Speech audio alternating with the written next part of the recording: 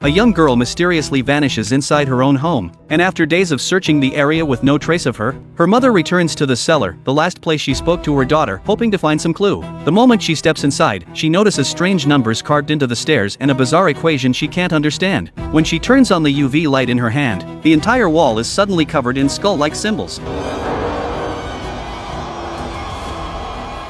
After examining them, the police determine the symbols are just old paint. The sheriff then asks the couple about the history of the house. Brian explains that it originally belonged to an elderly woman who sold it to them cheaply to pay for her nursing home expenses. Early the next morning, Kira keeps staring at the mysterious symbols carved on the doors. She points out that every door in the house has one, and each symbol is different. She also shows her husband the strange equation she found in the cellar. Kira believes all of this might be connected to their daughter's disappearance, but Brian still insists that Ellie probably just ran away. Not long after, Kira calls the auction house and learns that the original owner of the house was a scholar, and the person who sold it to them was the scholar's daughter. Kira takes photos of all the strange symbols and sends them to a colleague to see if they can identify the language or script. Just as she's about to head home, her colleague calls out to her, saying the symbols are Hebrew. Individually, they don't mean anything, but when combined, they refer to a mythical creature called Leviathan. Back at home, Kira remembers the phonograph her daughter and son had found earlier. She switches it on, and suddenly the abacus in her son's room starts moving on its own,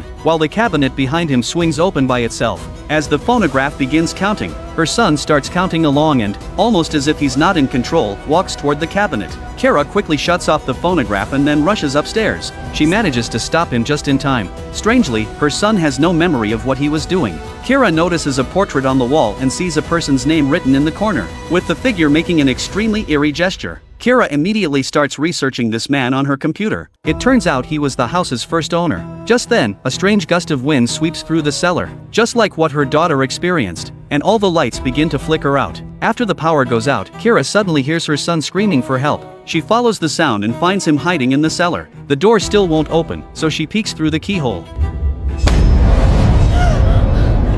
Before Kira can even react, Who are you talking to?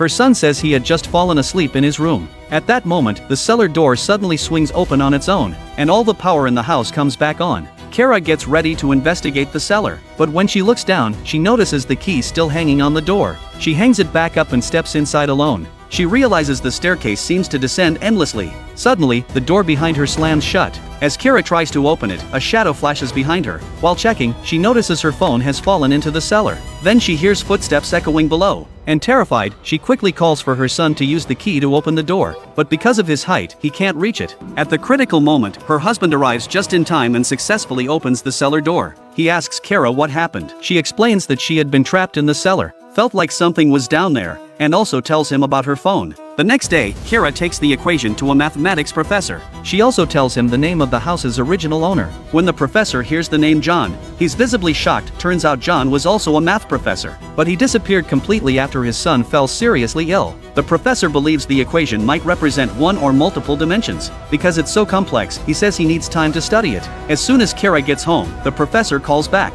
He explains that the equation is actually part of an incomplete spell. He also mentions that his colleague found the same equation in a house in Belgium, and the entire family living there mysteriously vanished. Kira is stunned. This sounds just like what's happening in her own home. She tells her husband about the symbols, but he brushes it off, saying they're probably just decorative. Frustrated, Kira brings him down to the cellar to show him the equation and recounts what the professor said. Still unconvinced, her husband thinks Kira might be overreacting. Grabbing a hammer, he smashes the spot where the equation is carved.